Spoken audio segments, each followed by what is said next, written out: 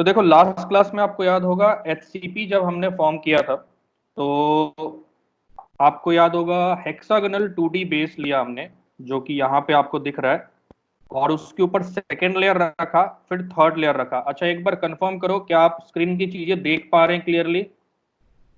Yes और no? Yes sir. ठीक है, चलो। सो सिंगल हेक्सागोनल लेयर कुछ ऐसा दिखता है। उसके ऊपर जब हम सेकेंड लेयर रखते थे, तो हमने ये डिस्कस किया था कि सेकेंड लेयर रखने पे सिर्फ 50% वॉइड ही फिल होता है। अभी मैं आपको इस लेक्चर में कुछ एनिमेशंस भी दिखाऊंगा, तो आपको वहां से भी चीजें क्लियर होंगी। उसके बाद जब हम थर्ड लेयर रखते हैं, थर्ड लेयर की बात करें, थर्ड लेयर जब हम रखते हैं तो दो टाइप की पॉसिबिलिटी होती है। थर्ड लेयर में से अगर आपने जो थर्ड लेयर है वो बिल्कुल फर्स्ट लेयर के जैसा रखा है, ठीक है, तो ए बी टाइप पैकिंग बनेगा। ए बी टाइप पैकिंग, जो जिसे एचसीपी कहते थे, जो यहाँ पे दिख रहा है, ये फिगर आपको लास्ट वीडियो में भी मिला था, ये एचसीपी का डिस्कशन हमने कर लिया है। ठीक है, लेकिन अगर आप थर्ड लेयर फर्स्ट लेयर के जैसा नहीं रखते हैं, आप जो दूसरा बचा हुआ वॉइड है उसमें अगर आप थर्ड लेयर रखते हैं, तो वो बिल्कुल ही डिफरेंट लेयर बनता है। उसको सी नाम देंगे। तो अब जो हम डिस्कस करने वाले हैं वो ए बी ना होके ए बी सी लेयर होगा। तो देखो, यहाँ पे कुछ बातें लिखी हुई हैं। क्या ये जो फॉन्ट है ये विजिबल है क्या, बताना? If third layer sphere are place in those words, क्या ये विजिबल है? कमेंट करिए। Yes visible sir. है, यस। ओके, तो आपको ये लिखना है, अपने कॉपी में लिख लीजिए, ऊपर सीसीपी टाइटल डाल के इसको लिख लो।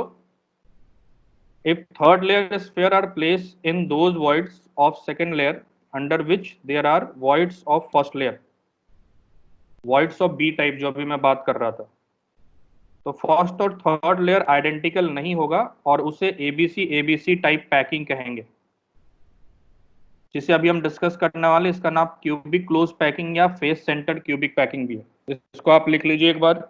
जैसे आप इसको लिख लेते हैं, आपको डन लिखना है चैट बॉक्स में।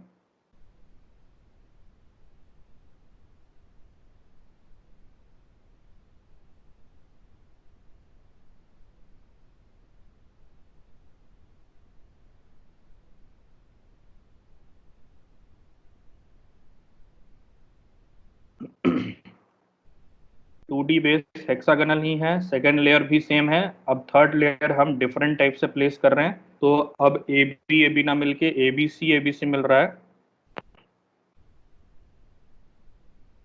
ठीक है, इसको लिखिए। मैं चीजें शेयर भी कर दूंगा, बट आपको जो मैं कह रहा हूँ अभी आपको लिखना भी है, सो दैट आप रिवीजन कर पाए, क्लास के जस्ट बाद आप कुछ रिलेट कर पाए।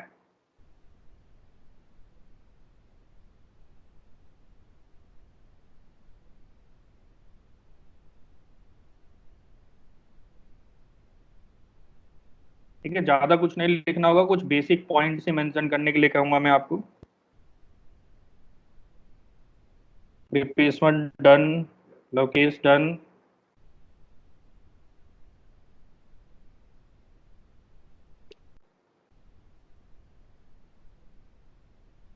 राहुल पारस,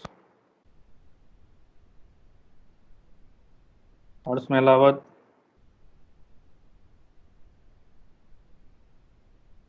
प्रॉपरली चीजों को नोट करते रहो, नहीं करोगे तो फिर आपको ही प्रॉब्लम होने वाली है बाद में।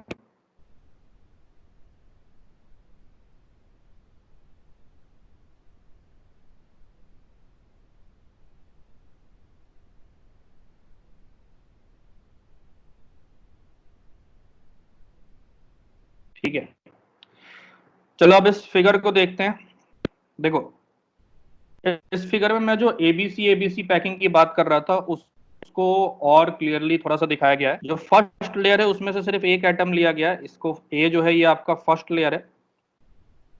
ठीक है, इधर से देखते हैं, ऊपर से ज्यादा क्लियर होगा अपने को। ये फर्स्ट लेयर है अपना ए, उसके ऊपर बी रखा, बी वॉइड्स में रखा, और फिर जब सी रखा तो ये डिफरेंट टाइप का वर्ड आप देख पा रहे। ए बी और सी ये तीनों में से कोई भी एक जैसा नहीं है, जबकि जो फोर्थ लेयर है वो रिपीट कर रहा है। इसको अभी मैं एक वीडियो के थ्रू भी दिखाऊंगा, आपको वहां पे ज्यादा अच्छे समझ में आएगा।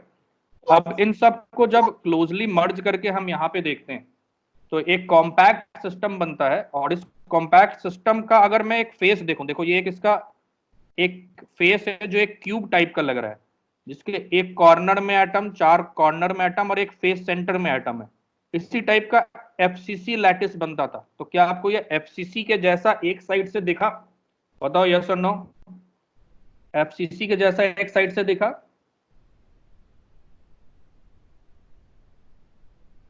ठीक है, यस पारस। आपको बस इस पार्ट पे गौर करो, आपको ये एफसीसी के जैसा दिखेगा। कृपेश्वर, जोगेंद्र, यस। फेस सेंटर का एक साइड।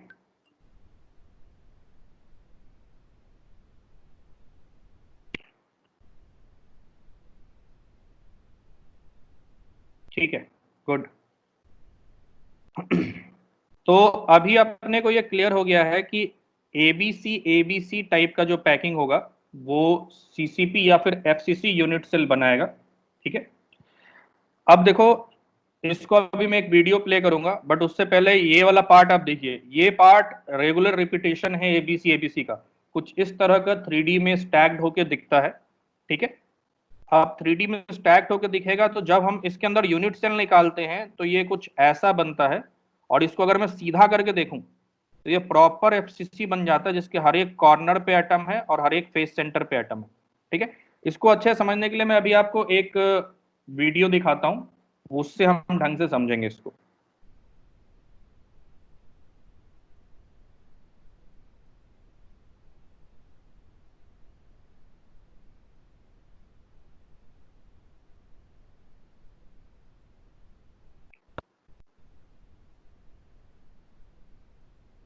अच्छा, ये बताओ क्या वीडियो की स्क्रीन दिख रही है आपको? यस और नो लिखो। यस अभी सर। मैंने, हाँ वीडियो दिख रहा है। सर। ठीक है, अभी मैं इसको प्ले कर रहा हूँ। ठीक है। साथ ही साथ मैं कुछ चीजें कहूंगा, आपको इस वीडियो को क्लियरली देखना है। ठीक है। चलो अब देखो, इसमें क्या है कि फर्स्ट लेयर रख दिया गया है हेक्सागोनल, फिर सेकेंड लेयर रखा गया है, और अब थर्ड लेयर रखेंगे।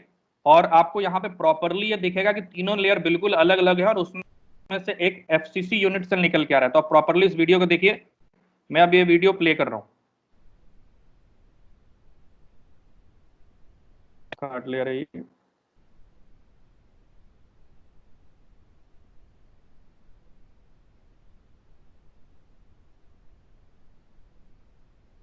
अब देखो, अब आपको ये दिखेगा नीचे वाला red layer, A B C first और फोर्थ लेयर बिल्कुल एक जैसे हैं। सेकेंड लेयर ये रहा, ये थर्ड लेयर रहा। फर्स्ट सेकंड थर्ड डिफरेंट है, फोर्थ एक जैसा है। तो ये ए बी सी लैटिस है। अब इसमें से मैंने एक यूनिट सेल निकाला, तो ये प्रॉपर एफसीसी का यूनिट सेल निकल के आ गया, face centred cubic unit cell. Clearly आपको दिख रहा होगा, कॉर्नर और फेस के सेंटर पे एटम है।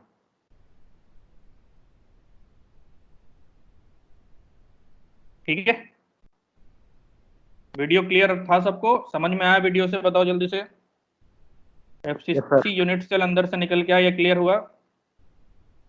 यस।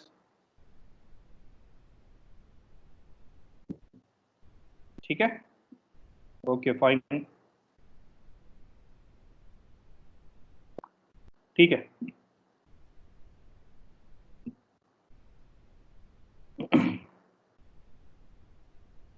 ओके, तो अपने को ये क्लियर हो चुका है कि जब हम एबीसी लैटिस बनाते हैं तो जो यूनिट सेल निकल के आता है that is FCC unit cell. ठीक है।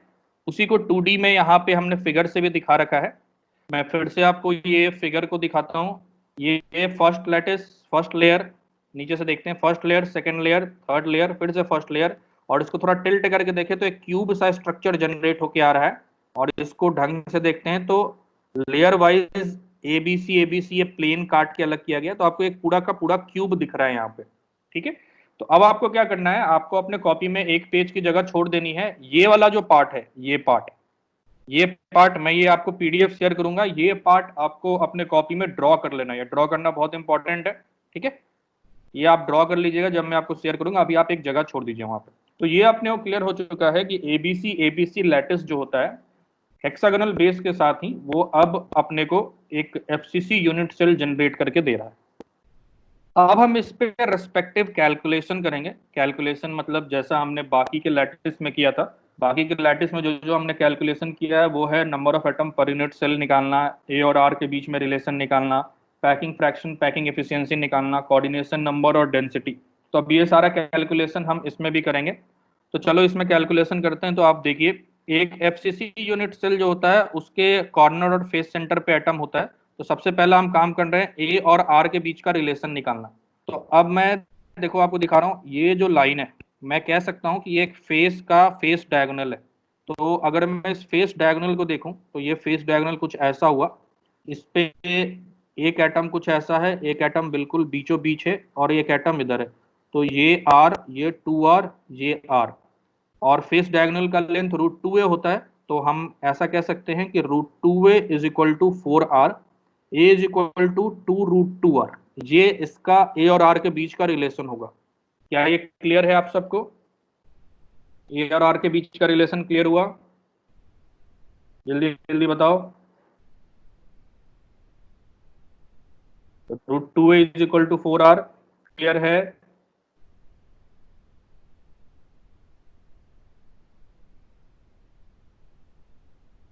और जैसे ही आप लिख लेते हैं, जस्ट टाइप डन।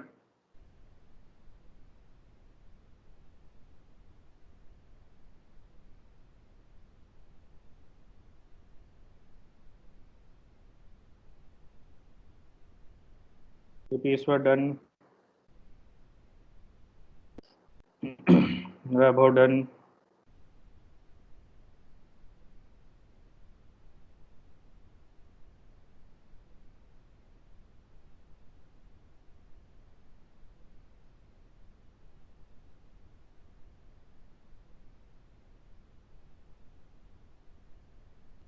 चलो ठीक है, वापस आ जाते हैं।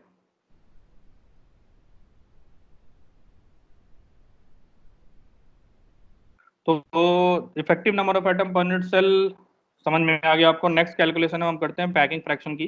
पैकिंग फ्रैक्शन में हमने क्या देखा था कि Z into volume of one unit cell upon volume of one atom upon volume of entire unit cell, कुछ इस तरह से हम निकालते हैं। तो देखो मैं यहाँ पे लिख देता हूँ, पैकिंग फ्रैक्शन जो है वो होगा, जेड यहाँ पे 4 है, एक एटम का वॉल्यूम है 4/3 πr³ और नीचे हो जाएगा ए क्यूब, और ए की वैल्यू 2√2r पुट कर देंगे। और फिर यहाँ पर जैसे ही पुट करते हैं, सॉल्व करने के बाद ये वैल्यू आ जाती है 74%। तो 74% जो है ये एचसीपी के कैलकुलेशन में भी आया था, यहाँ पे सेम है, आप इसको भी मेंशन कर लीजिए।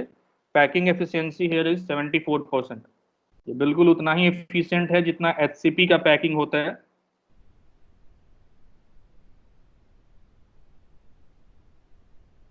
इसको मेंशन कर लो पैकिंग फ्रैक्शन को। जैसे ही आप मेंशन करते हैं, जस्ट टाइप डन।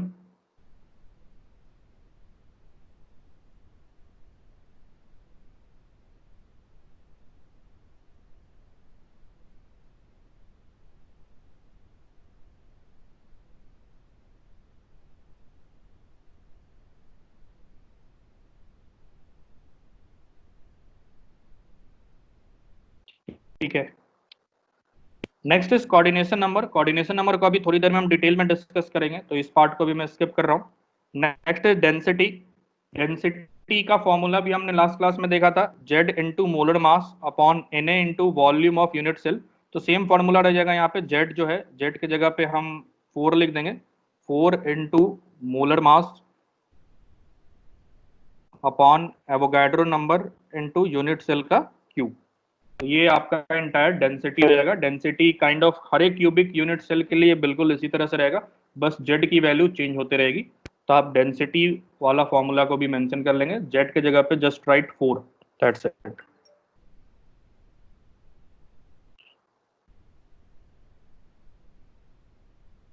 ठीक है,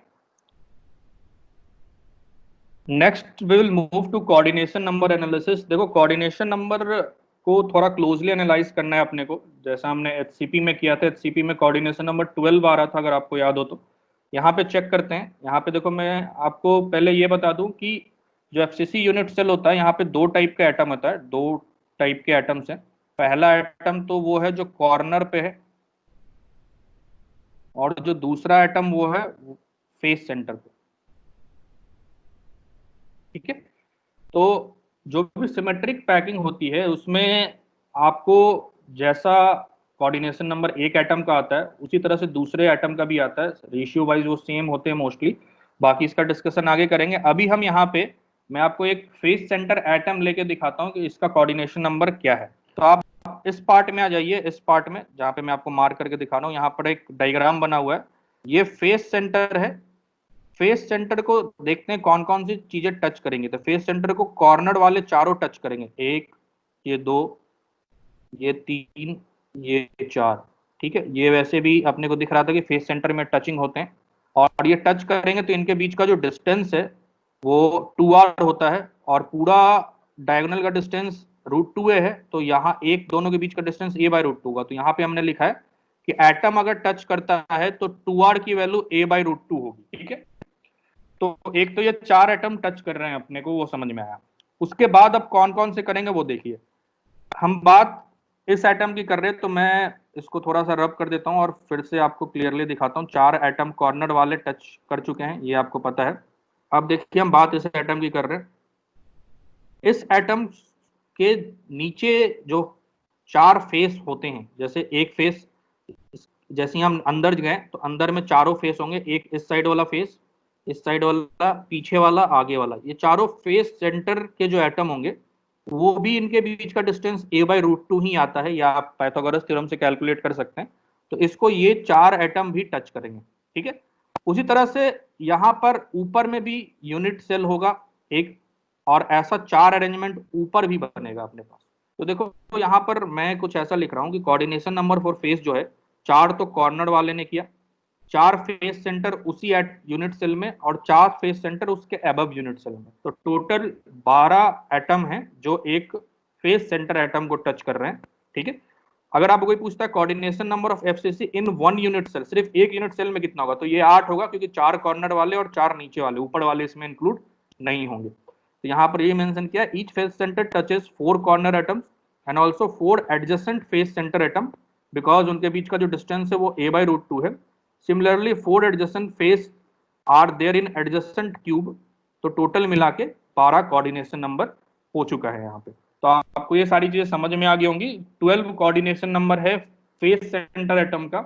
सिमिलरली अगर आप किसी कॉर्नर एटम को चेक करेंगे तो उसका भी 12 आएगा। ये आपका होमवर्क है, आपको ये चेक करना है कि कॉर्नर एटम को 12 डिफरेंट एटम्स कैसे टच करते हैं। तो अपने पास यहाँ पे आ गया कि कोऑर्डिनेशन नंबर इज 12, ये भी आप मेंशन कर लेंगे, कोऑर्डिनेशन नंबर 12। और ये कोऑर्डिनेशन नंबर का डिस्ट्रीब्यूशन जो है वो कुछ ऐसा है, चार कॉर्नर, चार उसी के एटम के फेस सेंटर, और चार उसके एडजेसेंट क्यूब के फेस सेंटर। इसको जल्दी से मेंशन करो। ये भी मेंशन कर लेना कि एक यूनिट सेल के अंदर कोऑर्डिनेशन नंबर 8 होता है। ये मेंशन करिए and just type done once you are done. जल्दी जल्दी करो। कोऑर्डिनेशन नंबर का डिस्कशन कर रहे थे अभी हम।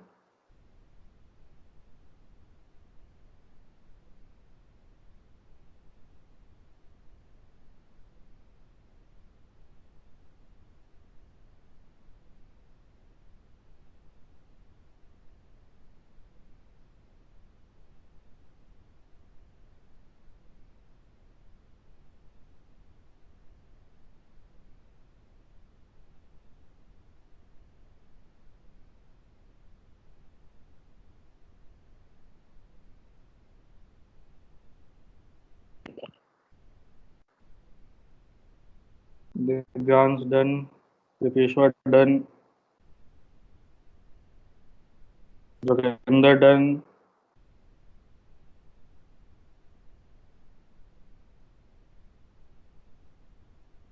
वैभव डन,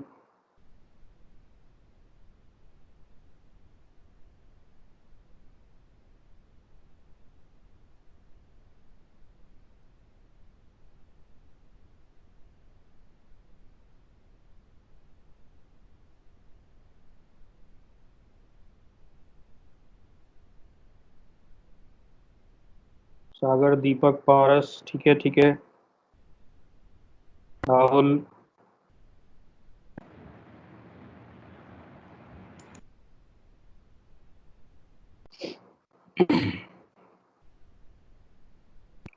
ओके।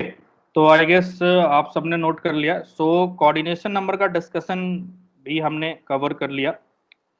अब देखो, एक इम्पॉर्टेंट पॉइंट है यहाँ पे। हमने ये सिंपल क्यूबिक बॉडी सेंटर बाकी सब में भी डिस्कशन किया है, जिसमें मैंने आपको वीडियो में बताया था कि nearest is coordination number atom, जो सबसे टचिंग एटम होता है कोऑर्डिनेशन नंबर उसी के कॉरस्पॉन्डिंग लिखते हैं, उसे नियरेस्ट कहते हैं। Next one is next nearest, next to next nearest, next to next to next nearest, and इसी तरह से आगे। ये डिस्कशन हमने अपने प्रीवियस लेक्चर्स में भी किया है। अब नियरेस्ट एटम यहाँ पे वो हैं जो a/√2 के डिस्टेंस पे, ये अभी हमने डिस्कस किया, और ऐसे 12 एटम है, ये मैंने आपको विजुलाइज करके भी दिखाया। अब अगर मैं नेक्स्ट नियरेस्ट की बात करूं कि अगर एक कॉर्नर एटम, मैं यहाँ पे ड्रॉ करके आपको दिखाता हूं, मान लो एक फेस सेंटर है, यहाँ पे कुछ इस टाइप का अरेंजमेंट है। तो अगर मैं बात करूं, लेट से हम इस एटम को पिक करते हैं और इस एटम का डिस्टेंस, ये तो इसको टच कर रहे होंगे, तो ये वाला तो इसका नियरेस्ट हो गया। नियरेस्ट जो है वो a/√2 डिस्टेंस पे है। अब इससे जो नेक्स्ट नियरेस्ट है, तो देखो ये जो डिस्टेंस है, ये साइड वाला जिसका लेंथ a है, ये इसका नेक्स्ट नियरेस्ट, जस्ट इसके बाद वाले दूरी पे बैठा हुआ है। देखो नेक्स्ट नियरेस्ट a डिस्टेंस पे, और a डिस्टेंस पे जो भी एटम मिलते हैं क्यूब में, ये हमने पहले भी डिस्कस किया, उसका नंबर 6 होता है। ठीक है।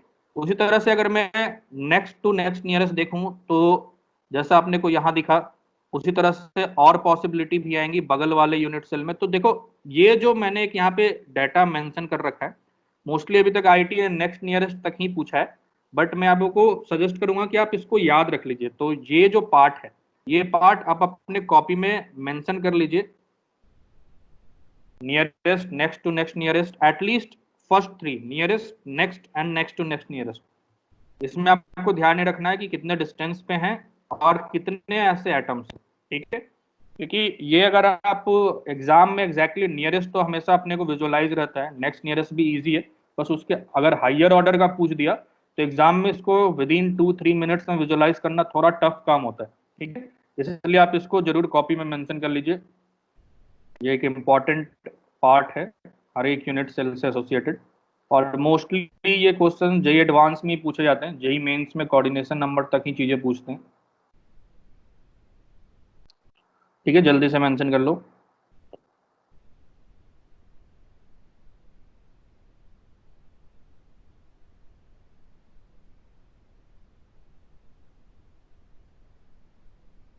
आप सबको एटलीस्ट एनसीईआरटी जरूर पढ़ना चाहिए। एनसीईआरटी में फिगर वगैरह अच्छे दे रखे हैं।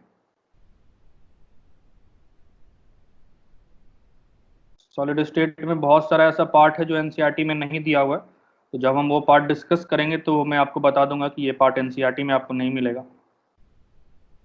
जैसे nearest, next nearest, next to next nearest, ये सारा डिस्कशन एनसीईआरटी में नहीं है।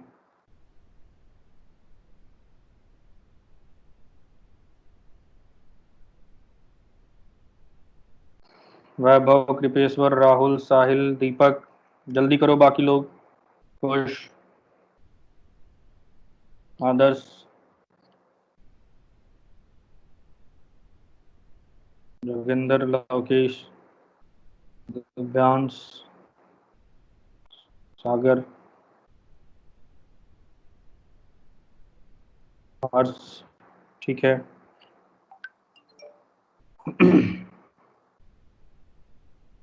ओके, ठीक है बेटा। तो अब देखो, अब हम कंपेयर कर लेते हैं। कंपेयर हम करते हैं, अभी तक हमने जितने भी यूनिट सेल पढ़े उनको। तो सबसे पहले हमने सिंपल क्यूबिक पढ़ा। सिंपल क्यूबिक में हमने परसेंटेज स्पेस, जिसे पैकिंग एफिशिएंसी भी कहते हैं, वो कैलकुलेट किया था। सो 52% आया था, ये आपको याद होगा, और उसका कोऑर्डिनेशन नंबर 6 आया था। फिर हमने बॉडी सेंटर्ड क्यूबिक पढ़ा था। बॉडी सेंटर्ड क्यूबिक में थोड़ा सा परसेंटेज एफिशिएंसी बढ़ी थी, 68% वैल्यू आई थी, और इसमें कोऑर्डिनेशन नंबर 8 आया था। फिर हेक्सागोनल क्यूबिक पैकिंग पढ़ा हमने। हेक्सागोनल में 74% परसेंटेज एफिशिएंसी थी, और coordination number 12। Cubic close packing जो आइडेंटिकल होता है एफसीसी फेस सेंटर के भी, वो भी हम पढ़ रहे हैं। इसमें भी 74% स्पेस ऑक्यूपाई हुआ, और कोऑर्डिनेशन नंबर इज 12। तो आप देख पा रहे हैं हेक्सागोनल क्लोज पैकिंग और सीसीपी, ये दोनों जो है परसेंटेज वाइज और coordination number wise exactly same है। बट ये दोनों यूनिट सेल स्ट्रक्चर वाइज बिल्कुल ही डिफरेंट है। तो ये जरूर ध्यान रखना आप कि ये दोनों सेम नहीं होंगे, परसेंटेज जरूर सेम आ रही है, तो एक कोइंसिडेंस है कि इनकी वैल्यू सेम आई है। ठीक है, क्लियर है यहाँ तक? ये चारों यूनिट सेल अब हम डिस्कस कर चुके हैं, सब कुछ डिस्कस कर लिया है। ये पूरा क्लियर है आपको? जल्दी बताओ यस और नो। यहाँ तक किसी को कोई प्रॉब्लम तो नहीं?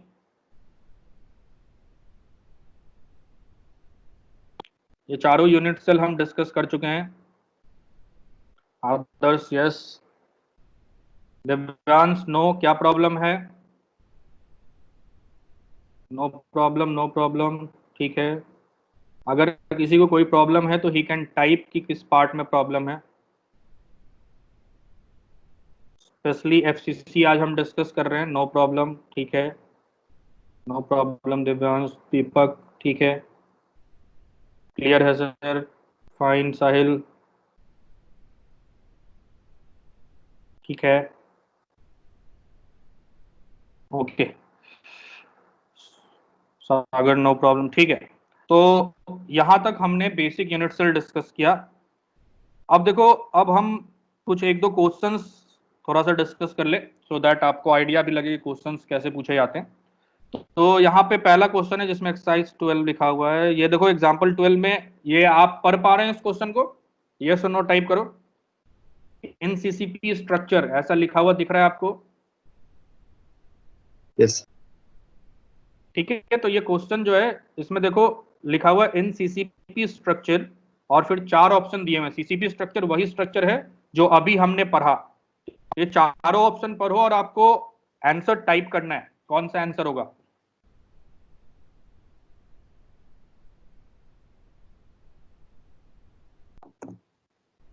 मैं थोड़ा जूम कर देता हूं, देखो।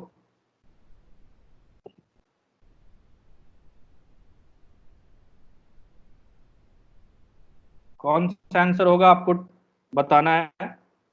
फर्स्ट ऑप्शन है first and third layer are repeated. Second option है फर्स्ट फोर्थ रिपीटेड होता है। थर्ड है सेकंड फोर्थ रिपीटेड होता है, और लास्ट है फर्स्ट थर्ड और सिक्स्थ रिपीटेड है। कुछ लोग बी कह रहे हैं, कुछ लोग ए भी कह रहे हैं। हर्षित ए कह रहा है, B B B, Rahul B, Harshit sorry B, B, most of the students B कह रहे हैं। दिव्यांश बी, साहिल बी, ठीक है। देखो भाई, सीसीपी वही स्ट्रक्चर है जो अभी हमने इस क्लास में पढ़ा। सीसीपी या एफसीसी भी हम कह सकते हैं इसको। और हमने देखा कि ये वाला स्ट्रक्चर एबीसी टाइप का होता है। तो एबीसी टाइप का मतलब पहला तो ये हो गया, दूसरा बी हो गया, तीसरा सी हो गया, और चौथा जो है वो फर्स्ट से रिजेंबल करता है। तो ए ऑप्शन जो है वो बोला फर्स्ट और थर्ड लेयर रिपीटेड है, नहीं गलत है। बी बोल रहा है फर्स्ट फोर्थ रिपीटेड है, फर्स्ट ये हुआ, सेकंड ये हुआ, थर्ड हुआ, ये फोर्थ। हाँ ये बिल्कुल बी सही है, देख लेते और भी तो सही नहीं है। सेकंड और फोर्थ बोल रहा रिपीटेड है, सेकंड और फोर्थ रिपीटेड नहीं है। फर्स्ट थर्ड और सिक्स्थ रिपीटेड है, फर्स्ट और थर्ड रिपीटेड हुआ ही नहीं, तो ये भी गलत हो गया। सो डेफिनेटली आपका आंसर बी है, B is your right answer.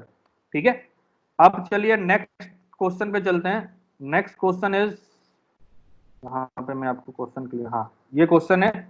इस क्वेश्चन को मैं एक बार आपको समझा देता हूँ, और आपको इसमें कैलकुलेट करके बताना होगा कि वैल्यू क्या है। तो आई होप आप पेन पेंसिल के साथ बैठे हो, कॉपी के साथ। पहला है लिथियम बोरोहाइड्राइड। लिथियम बोरोहाइड्राइड कोई एक कंपाउंड है ऐसा हम मान लेते हैं। इंपॉर्टेंट यहाँ पे ये है कि it crystallises in an orthorhombic system with 4 molecule per unit cell. कोई ऑर्थोरोम्बिक सिस्टम है जो, अगर आपको याद हो तो ब्रेवियस लैटिस में हमने पढ़ा था। बट अपने काम की चीज यहाँ पे है कि ये 4 मॉलिक्यूल पर यूनिट सेल, मतलब जेड की जो वैल्यू है वो 4 गिवन है। यहाँ पे एक यूनिट सेल है जिसकी जेड की वैल्यू 4 गिवन है। आगे पढ़ते हैं। The unit cell dimension are A, मतलब साइड लेंथ ए की वैल्यू कुछ ए एंगस्ट्रॉम है, बी की 4.4 एंगस्ट्रॉम है, सी की 7.2 एंगस्ट्रॉम है। A B C are length breadth and height, ठीक है। मोलर मास 21.76 ये वैल्यू है मोलर मास की। आपको डेंसिटी बताना है क्रिस्टल का, ग्राम पर यहाँ सेंटीमीटर क्यूब होगा, सेंटीमीटर क्यूब में। ठीक है, तो आपको जो जो इन्फॉर्मेशन गिवन है मैं एक बार फिर से बता देता हूँ। जेड की वैल्यू 4 गिवन है, लेंथ ब्रेथ और हाइट जिसको ए बी सी से लिखते हैं वो वैल्यू गिवन है 6.8, 4.4, 7.2। एंगस्ट्रॉम। ठीक है, आपको डेंसिटी बताना है, डेंसिटी। तो अपने को पता है डेंसिटी हम निकालते कैसे हैं, तो Z into molar mass Na into volume of unit cell. अब क्योंकि ये क्यूबिक नहीं है तो वॉल्यूम निकालेंगे लेंथ ब्रेथ इंटू हाइट करके, तो Z into M into Na into आपको यहाँ पे लेंथ ब्रेथ हाइट करना है, तो A इंटू बी इंटू सी। अब आप जरा मेरे लिए सॉल्व करिए इसको और बताइए कौन सा नियर बाई वैल्यू आ रहा है। 4 ऑप्शन आपके पास है, 2 मिनट टाइम है आपके पास, सॉल्व करो और बताओ। Z की वैल्यू भी गिवन है आपको।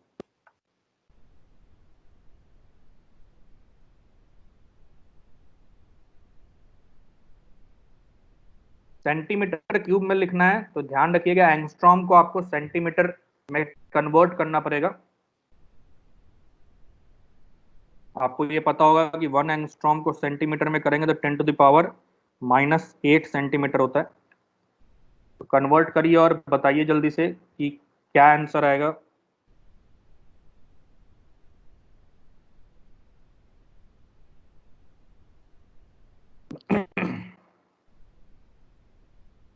कैलकुलेट करो।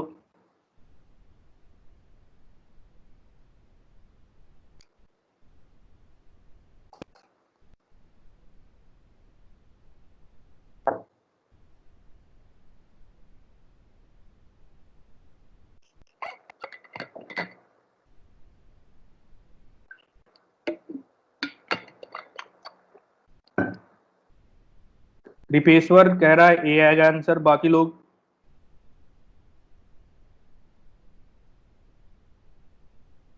वैभव ए,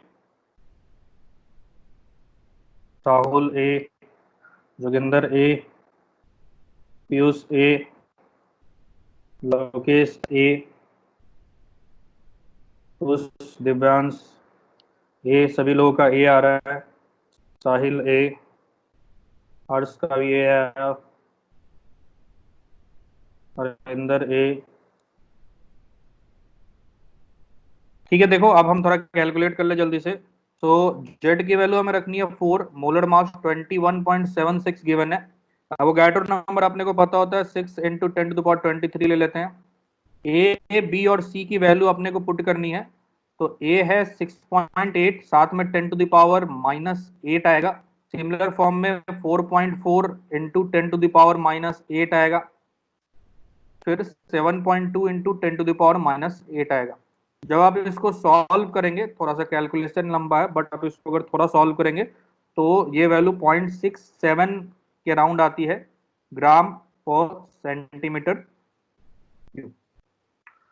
ठीक है, तो आपका आंसर ऑब्वियसली ए है, बिल्कुल सही। ठीक है, thanks for watching, please like share and subscribe for further updates.